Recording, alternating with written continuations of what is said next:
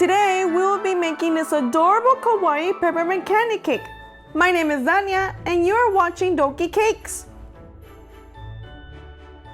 This is a 6-inch chocolate cake and I'm filling it with yummy buttercream and quickly giving my cake a crumb coat, which is a thin layer of buttercream, and smoothing off the top part of the cake.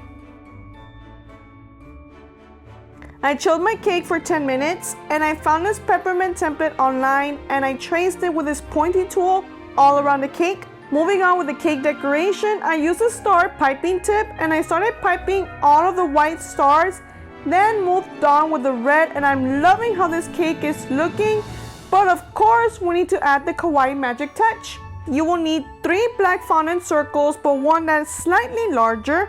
You're going to cut that one in half. Add the white highlights, fondant lashes, cheeks, and eyebrows.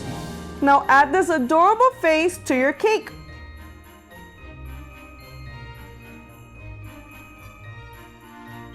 And voila, we are done with the Kawaii Peppermint Candy Cake. She looks so cute and I had a lot of fun decorating this cake for you guys. Hope you enjoyed this tutorial and I will see you next time. Bye bye!